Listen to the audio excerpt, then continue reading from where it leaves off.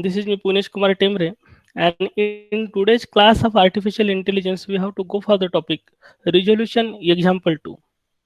So, as far as today's class is concerned, here once again we are going to solve one problem by using resolution, and here example or a problem is given as consider the following facts.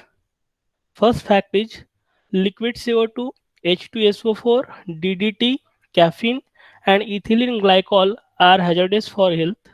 Second fact is if X contains something that is hazardous for health, then X is also hazardous.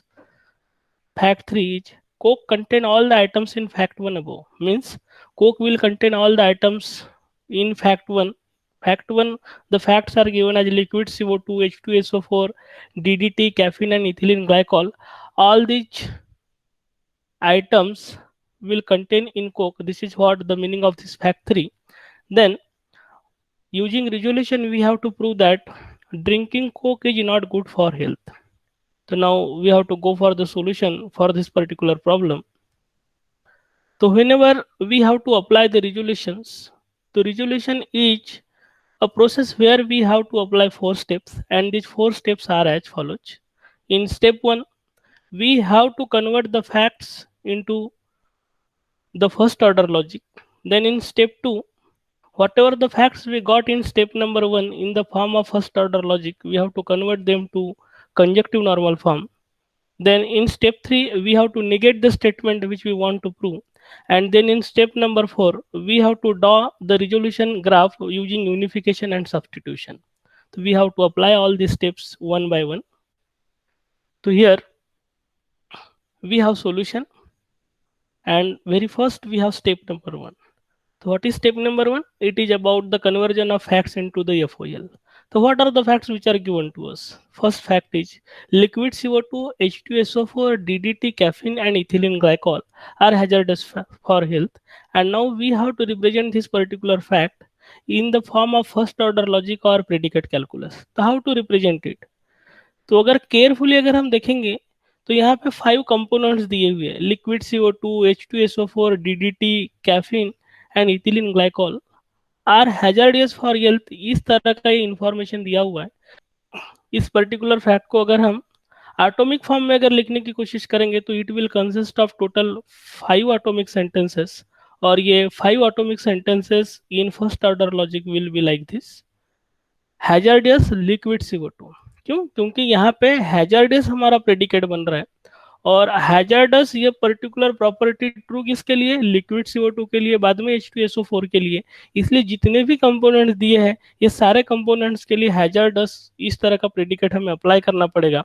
तो first representation जो रहेगा that will be hazardous liquid CO2, then hazardous H2SO4, then hazardous DDT, then hazardous caffeine, और last में हमारा जो component है that is ethylene glycol. तो that's why hazardous ethylene glycol. This will be the representation of first fact. Then we have second fact. if X contains something that is hazardous for health, then X is also hazardous. तो इस fact को अगर हम carefully देखेंगे तो if X contains something यानी कहीं ना कहीं वेरिएबल की बात हो रही है. तो X contains something यानी किसी चीज ने किसी दूसरी चीज में कंटेन होना, इस तरह की बात हो रही है. एंड दैट्स वाई कंटेन नाम का यहाँ पे एक प्रेडिकेट हमको दिख रहा है. तो if X contains something that's why we have to take two variable, और इसमें X कंटेन्स Y इस तरह का ये प्रेडिकेट बना सकते हैं. एंड जो वाली चीज कंटेन रहती है अगर वो हैजार्डियस है तो जिसमें कंटेन किया है वो वाली चीज भी ऑटोमेटिकली हैजार्डस बन जाएगी. इस तरह का ये फैक्ट दिया हुआ है. And that's why first order logic में इसको अगर हम रिप्रेजेंट करेंगे तो with the help of universal quantifier इसको हमें रिप्रेजेंट करना पड़ेगा. तो with the help of universal quantifier इस पर्टिकुलर फैक्ट को हम लिख सकते हैं for all x contain y, यानी कंपोनेंट कौन सा है? वाई किस में कंटेन कर रहे हैं हम? एक्स में. And then if y is hazardous then it implies that X is hazardous. So this is what the meaning of this particular fact. Then we have third fact. Coke contains all the items in fact 1 above. तो fact 1 अबो में अभी हमने थोड़ी देर पहले देखा था कि कौन से कंपोनेंट्स थे. तो टोटल कंपोनेंट्स हमारे 5 कंपोनेंट्स थे. तो ये पांचों के पांचों कंपोनेंट्स के बारे में इस पर्टिकुलर फैक्ट को हमें लिखना पड़ेगा. तो Coke contains all the items in fact 1 अबो, इसका मतलब कोक कंटेन्स, तो फिर से कंटेन नाम का प्रेडिकेट हमें यूज करना पड़ेगा, और कंटेन प्रेडिकेट किस में क्या कंटेन है इस तरीके से हमको रिप्रेजेंट करना पड़ता था। And that's Y x contain item 1, x contain item 2, इस तरीके से 5 कंपोनेंट्स के बारे में हमें लिखते हुए फिर से नए एडिशनल 5 फर्स्ट ऑर्डर लॉजिक के क्लॉजेस हमें यहाँ पे बनाने पड़ेंगे, या फिर 5 तरह के एटॉमिक क्लॉजेस हमें बनाने पड़ेंगे। तो जो कंटेंट्स के हिसाब से फैक्ट बनेगा that will be the Coke contains liquid CO2। क्यों? क्योंकि कंटेंट्स प्रेडिकेट हमने बनाया और फर्स्ट एटम लिक्विड CO2 था, तो liquid CO2 contents in Coke, इस तरह से इस फैक्ट को हमने लिखा। Then next fact is contents coke H2SO4 because we are talking about H2SO4 component. ऐसे ही पूरे पांचों कंपोनेंट्स के बारे में हमें लिखना पड़ेगा, तो हमारे फैक्ट्स कुछ इस तरीके से हो जाएंगे। तो लास्ट फैक्ट जो रहेगा that will be the contents Coke ethylene glycol.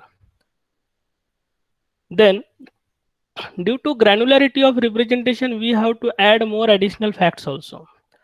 तो जैसे कि हैजर्डस नाम का वर्ड यहाँ पे यूज किया गया है और फिर हमें बोला गया है कि drinking Coke is not good for health, तो कोई ना कोई चीज अगर हैजर्डस है तब वो गुड फॉर हेल्थ नहीं है, इस तरह का ये फैक्ट हमको ग्रैनुलरिटी में रिप्रेजेंट करना पड़ेगा।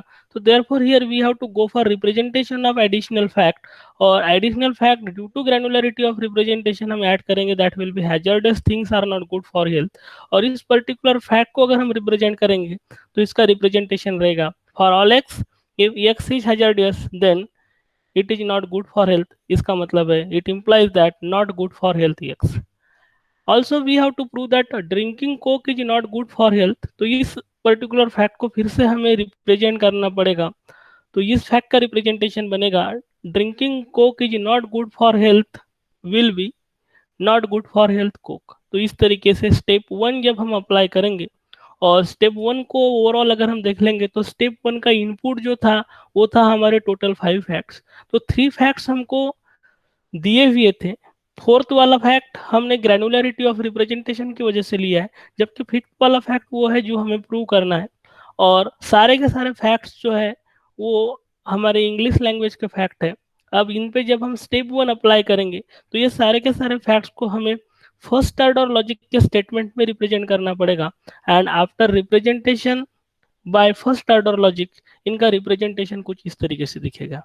तो अगर हम ओवरऑल स्टेप 1 की बात करेंगे तो इनपुट में हमारे पास टोटल 5 फैक्ट्स थे, जबकि आउटपुट में हमारे पास टोटल 13 फर्स्ट ऑर्डर लॉजिक के फैक्ट्स है। Getting it? तो this was all about step number 1, and now we have to go to step 2। तो here we have step 2। In step 2 we have to convert first order logic statements into conjunctive normal form. तो जब कभी भी first order logic statement को clauses in conjunctive normal form में represent करना है तो टोटल हमें 6 सब स्टेप्स अप्लाई करना है, और ये 6 सब स्टेप्स कुछ इस तरीके से रहेंगे। The first sub step is eliminate all the implications and rewrite। Second is move negation inwards and rewrite। Third रहेगा rename वेरिएबल और standardize the variable. Fourth substep will be eliminate existential quantifier. Fifth substep will be the drop universal quantifier. And at the end, sixth substep will be distribute conjunction over disjunction. तो ये पूरे के पूरे 6 सबस्टेप्स अगर हम step 1 के output पे apply करेंगे तो तब जाके आउटपुट पे हमें कंजक्टिव नॉर्मल फॉर्म मिलेगा। तो we have to apply all these 6 substeps one by one. तो here we have first substep eliminate all implication and right. तो यहाँ पे इम्प्लीकेशन हमें हटाना है, और इम्प्लीकेशन हटाते वक्त अगर हमारा फैक्ट दिया है ये इम्प्लाइज बी, तो ये इम्प्लाइज बी को हम लिखेंगे नॉट ये और बी। तो we have to apply this particular rule and then we have to eliminate the implication. First fact है हैजार्डियस लिक्विड CO2, तो इस पर्टिकुलर फैक्ट में इम्प्लीकेशन नहीं है तो इसको हम एज इट इज लिखेंगे। सेकंड फैक्ट है hazardous H2SO4, no implication as it is. Third wala fact hazardous DDT, once again no implication, we have to write it as it is. Fourth fact same thing, we have to write as it is. Fifth fact hazardous ethylene glycol, no need to perform ये implies B rule because there is no implication, तो we have to write it as it is. तो इस तरीके से पहले 5 fact में हमें ये रूल अप्लाई करने की जरूरत नहीं थी, and now we have to go to 6 fact. और 6 फैक्ट है for all x and for all y contains x comma y and hazardous y implies that hazardous x. तो यहाँ पे इम्प्लीकेशन हमारे पास है, और इम्प्लीकेशन होने की वजह से हमें इम्प्लीकेशन यहाँ हटाना पड़ेगा, और इम्प्लीकेशन हटाते वक्त ये इम्प्लाइज बी को नॉट ये और भी इस तरीके से रिप्रेजेंट करना पड़ेगा। तो हमारा लेफ्ट हैंड साइड क्या है, कंटेंस एक्स वाई, तो उसका क्या लेना पड़ेगा हमें, निगेशन। क्यों, क्योंकि हमारा रूल है not of left hand side और राइट हैंड साइड। तो लेफ्ट हैंड साइड जो है वो है not contains x y, therefore it will become for all x for all y not contains x y and hazardous y or hazardous x. So in this way we have applied this particular rule. Then we have next fact, contains coke liquid CO2. So once again into this fact there is no implication, therefore we have to write as it is. Eighth fact, no need to apply or no need to eliminate the implication क्योंकि जरूरत नहीं है, write as it is. Ninth fact, no need to apply the implication, write as it is. Then 10th fact, once again no implication, write as it is. 11th fact, no implication, write as it is. Then we have 12th fact, for all x is hazardous, then it implies that not good for health. इस particular fact में फिर से हमारे पास implication है, और implication हटाने के लिए ये implies b is equivalent to not a or b, ये पर्टिकुलर रूल अप्लाई करना पड़ेगा। तो here we have to write not of left hand side, therefore this particular fact will become not hazardous x, और ये implication हटाते वक्त हम वहां पे और लिखेंगे, therefore here we have or not good for health, that is right hand side as it is. Then last fact we have not good for health को इस particular fact में implication नहीं है, तो इसको हटाने की जरूरत नहीं है, तो therefore it will be as it is. So this will be the output after sub step 1, and now we have to go to sub step 2. So sub step 2 में we have to move the negation inwards and we have to write the facts. तो generally अगर not के बाद फिर से not अगर आ रहा होगा या फिर नॉट को कोई रिजॉल्व करना पड़ रहा होगा, तो वो रिजॉल्विंग मैकेनिज्म हम यहाँ पे अप्लाई करते हैं। पहले 5 फैक्ट्स में हमारे पास नॉट है नहीं, and that's why we have to write is at as it is. तो पहले 5 फैक्ट के लिए हमने एज इट इज लिख दिया, और 6 फैक्ट जो है 6 फैक्ट में हमारे पास नॉट है, for all x for all y not contains x y and hazardous y. तो यहाँ पे हम डिमॉर्गन्स लॉ लगा सकते हैं, नॉट कंटेन्स एक्स वाई और एंड को लिख देंगे और फिर हैजर्डस वाई को कर देंगे नॉट हैजर्डस। इस तरीके से डिमॉर्गन्स लॉ अप्लाई करने के बाद ये फैक्ट बनेगा for all x for all y not contains x y और नॉट हैजर्डस वाई और hazardous x. Then 7th fact, no need to apply the negation, yet 9th 10th ये सारे facts ऐसे जहाँ पे हमारे पास में कहीं पर भी निगेशन अप्लाई करने की जरूरत नहीं, तो इसलिए हमने एज इट इज लिखा। 11th फैक्ट में भी कोई जरूरत नहीं है। 12th फैक्ट में सिंगल टाइम नॉट आया, that's why there is no need to apply. अगर हम 13th फैक्ट के लिए जाते तो 13th फैक्ट में भी निगेशन सिंगल टाइम आया, इसलिए हम उसको एज इट इज लिखेंगे।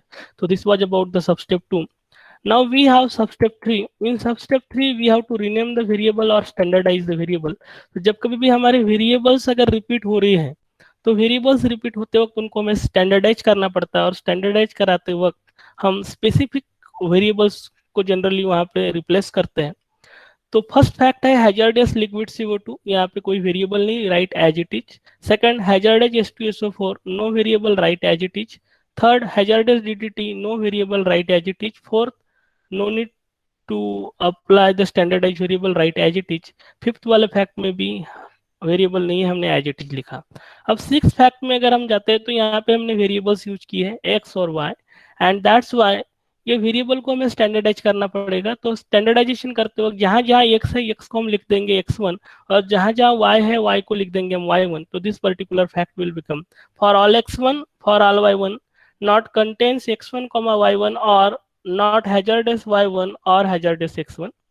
Then we have seventh fact, contains coke liquid CO2, यहाँ पे कोई वेरिएबल नहीं है तो हमें एज इट इज लिखना पड़ेगा। तो fact number 7, fact number 8, fact number 9, fact number 10, fact number 11, ये फैक्ट्स ऐसे हैं जहाँ पे कोई वेरिएबल हमने यूज नहीं किया, तो we have to write as it is. Now we have fact number 12। Fact number 12 में हमने यहाँ पे वेरिएबल यूज किया है फॉर ऑल एक्स, और जब for all x variable use किया है तो फर्स्ट टाइम हमने x को एज x1 करके रिप्लेस किया था। Here we have to write this x as x2, and therefore this particular fact will become for all x2 not hazardous x2 or not good for health x2. Then in 13th fact there is no variable, therefore we have to write as it is. So this was about the sub step 3. Now we have to go to sub step 4. तो सब step 4 is about eliminate the existential quantifier. तो generally जब कभी भी हमारे problem में अगर existential quantifier है और एग्जिस्टेंशियल क्वांटिफायर को जब हम हटाते हैं तो हटाने का जो प्रोसीजर होता है that procedure is called as the skolemization.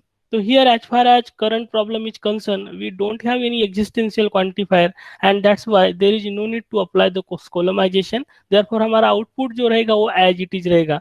तो आप देख सकते हैं इस तरह से हमारा आउटपुट रहेगा. तो this was about the sub step 4 and now we have to go to sub step 5. और sub step 5 is about drop of universal quantifiers. तो जितने भी फैक्ट्स हमारे पास है हर एक फैक्ट्स में से यूनिवर्सल क्वांटिफायर्स को सिंपली हमें ड्रॉप करना है. तो क्वांटिफायर्स को ड्रॉप करते वक्त फर्स्ट वाला फैक्ट, कोई हमारे पास में यूनिवर्सल क्वांटिफायर नहीं है इसलिए उसको ड्रॉप करने की जरूरत नहीं, write as it is. Second fact write as it is. Third fact write as it is. Fourth fact write as it is. Fifth fact write as it is. क्यों? क्योंकि ये सारे फैक्ट्स में कहीं पर भी हमारे पास में यूनिवर्सल क्वांटिफायर नहीं था. सिक्स फैक्ट में हमारे पास दो दो यूनिवर्सल क्वांटिफायर्स है, for all x1 and for all y1.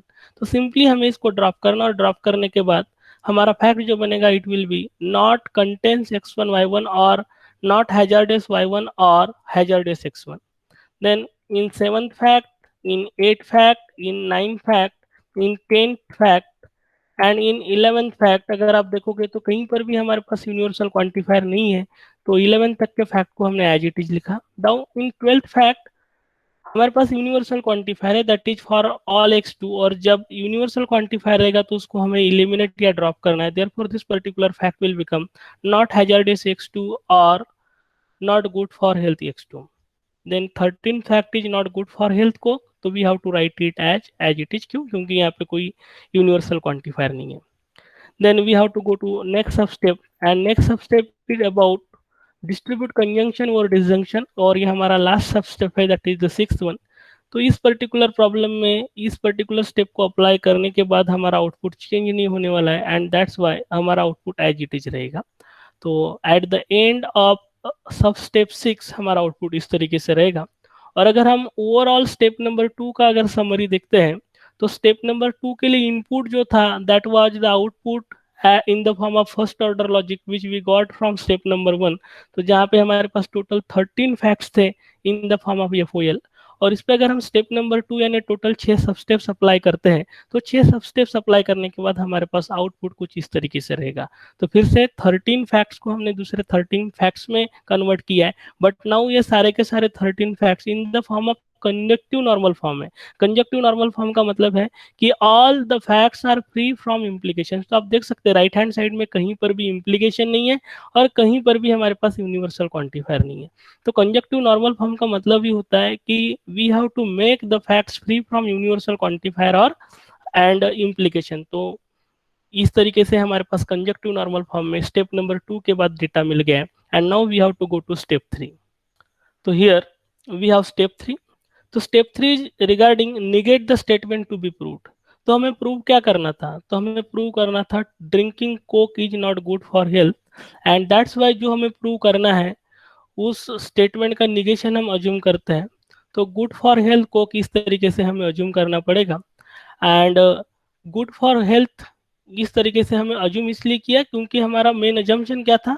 We have to prove drinking Coke is not good for health. तो drinking Coke is not good for health का मतलब क्या है? Not good for health Coke. But उसका negation हमें assume करना है and that's why good for health Coke इस तरीके से हमने अज्यूम किया है और इस पर्टिकुलर चीज को हमने ऐड कर दिया. तो आप यहाँ देख सकते हैं हमारा फैक्ट नंबर 13 जो है वो initially not good for health Coke था लेकिन अभी क्या हो गया? Good for health Coke. तो in this way now we have the data into our knowledge base और data base and now we have to go to step 4. तो हमारा स्टेप 4 है रिगार्डिंग द रिजोल्यूशन. और रिजोल्यूशन परफॉर्म करते वक्त हमें substitution and unification यहाँ पे परफॉर्म करना है. और सब्स्टिट्यूशन और यूनिफिकेशन परफॉर्म करते वक्त सबसे पहले तो हमें जिस चीज को प्रूव करना है उसका निगेशन हमने अज्यूम किया स्टेप नंबर 3 में उसको लेना है that is good for health coke. और अभी हमारे नॉलेज बेस में क्या है? तो नॉलेज बेस में हमारे पास टोटल 13 फैक्ट है और अभी रिजोल्यूशन अप्लाई करना है. तो रिजोल्यूशन जब भी हम अप्लाई करेंगे तो हमारे पास जो चीज अवेलेबल है उसका निगेशन वाला प्रेडिकेट हम नॉलेज बेस में सर्च करते हैं। तो हमारे पास अवेलेबल चीज क्या है, गुड फॉर हेल्थ कोक। तो इसका negation that will be the not good for health. तो नॉट गुड फॉर हेल्थ वाला फैक्ट कौन सा है, तो आप देख सकते हैं नॉट गुड फॉर हेल्थ। तो नॉट गुड फॉर हेल्थ वाला फैक्ट यहाँ पे कहीं ना कहीं 12th वाला फैक्ट हमको दिख रहा है, and therefore here we have to take fact number 12। और रिजोल्यूशन जो परफॉर्म करना पड़ेगा वो गुड फॉर हेल्थ कोक और फैक्ट नंबर 12 के बीच में होगा।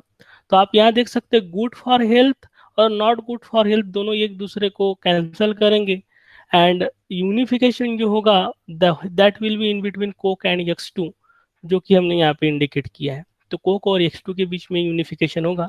तो good for health coke and not good for health x two एक दूसरे को कैंसिल करते हुए रिमेनिंग फैक्ट जो रहेगा that will be not hazardous x to.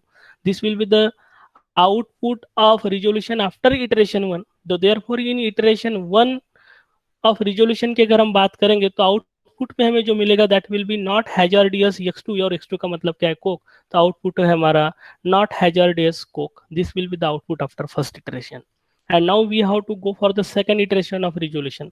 Second iteration के लिए जब जाएंगे तो नॉट हैजर्डियस कोक का रिवर्स हमें चेक करना पड़ेगा या निगेशन हमें चेक करना पड़ेगा। तो नॉट हैजर्डियस कोक का निगेशन क्या होगा, तो नॉट हैजर्डियस कोक का निगेशन हो सकता है हैजर्डियस कोक। तो हैजर्डियस कोक वाला हमें यहाँ पे फैक्ट देखना पड़ेगा। तो हैजर्डियस वाले फैक्ट्स तो हमारे पास काफी सारे हैं, बट फर्स्ट फैक्ट की अगर हम बात करेंगे तो हैजर्डियस लिक्विड CO2 है, जबकि यहाँ पे अवेलेबल क्या है, नॉट हैजर्डियस कोक। तो हैजर्डियस लिक्विड CO2 इस पर्टिकुलर फैक्ट को भी हम यहाँ पे यूज नहीं कर सकते। क्यों, क्योंकि ये स्पेसिफिक कंटेंट की या स्पेसिफिक ऑब्जेक्ट की बात हो रही है। तो नॉट हैजर्डस कोक को कैंसिल कराने के लिए हैजर्डस कोक हमारे पास होना चाहिए, बट हैजर्डस कोक वाला कोई फैक्ट नहीं है। तो फिर हैजर्डस वेरिएबल वाला फैक्ट लेना पड़ेगा।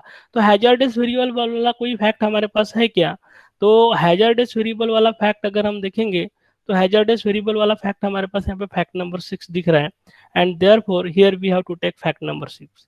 अब ये दोनों फैक्ट के बीच में हमें यहाँ पे रिजोल्यूशन परफॉर्म करना पड़ेगा। तो resolution will be in between not hazardous Coke and fact number 6। तो not hazardous will get cancelled with hazardous, यानी ये नॉट हैजर्डियस इस हैजर्डियस के साथ कैंसिल होगा। और जब ये कैंसलेशन हम परफॉर्म करेंगे तो कैंसलेशन परफॉर्म करते वक्त यूनिफिकेशन जो होगा that will be in between coke and x1, and therefore after iteration 2 of resolution output जो रहेगा that will be not contains x1 y1 और नॉट हैजर्डियस y1, जबकि x1 को हमें रिप्लेस कैसे करना पड़ेगा, कोक के साथ, and that's why our unification will be in between coke and x1 and output will be not contains coke y1 or not hazardous y1. So this was the output of resolution after iteration 2, and now we have to go to iteration 3 of resolution। तो iteration 3 of resolution के लिए जब जाएंगे तो हमारे पास available चीज जो है that is output after iteration 2 of resolution is not contains Coke y1 और नॉट हैजर्डस y1। तो अभी हमें नॉलेज बेस में सर्च करना है negation of either not contains Coke y1 या फिर negation of not hazardous y1। यानी कंटेन्स कोक y1 ये भी हमको चलेगा, या फिर हैजर्डस y1 इसका निगेशन चलेगा, नॉट हैजर्डस y1 इसका निगेशन चलेगा। तो हमारा फर्स्ट ऑप्शन ये हो सकता है कि हम कंटेंट्स वाले प्रेडिकेट के लिए जाएं, फिर सेकंड ऑप्शन ये हो सकता है कि हैजर्डस वाले प्रेडिकेट के लिए जाएं। तो यहाँ पे मैंने लिया है contents, and that's why not contents का निगेशन कंटेंट्स है, और कंटेंट्स वाले फैक्ट्स हमारे पास काफी सारे हैं। 7th वाला फैक्ट है, 8th है, 9 है, 10 है, 11 है। तो अमॉन्ग 7 to 11 आप कोई भी फैक्ट यहाँ पे ले सकते हैं। मैंने 7th वाला कंसिडर किया। If you want you can continue with 8 also, 9, 10 या 11 किसी के साथ में भी आप आगे बढ़ सकते हैं।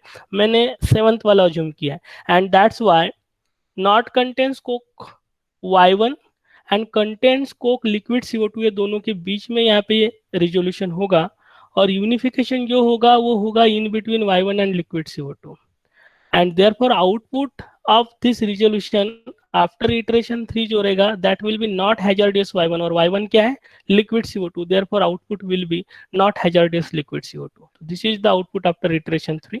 और अभी हम iteration 4 के लिए जाएंगे रिजोल्यूशन के लिए।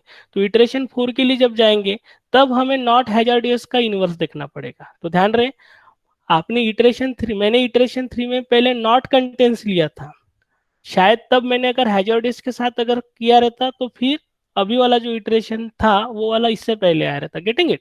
तो here I am having not hazardous liquid CO2 as output of iteration 3, और अभी इटरेशन 4 के लिए जब जाएंगे तो हमें नॉट हैजार्डियस का रिवर्स देखना पड़ेगा। तो नॉट हैजार्डियस का रिवर्स क्या होता है? हैजार्डियस।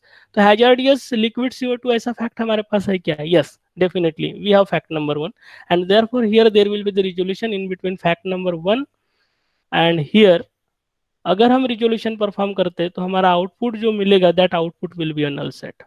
और जनरली जब कभी भी हमारा आउटपुट नल सेट मिलता है after resolution, it indicates that we are getting the contradiction to our assumption.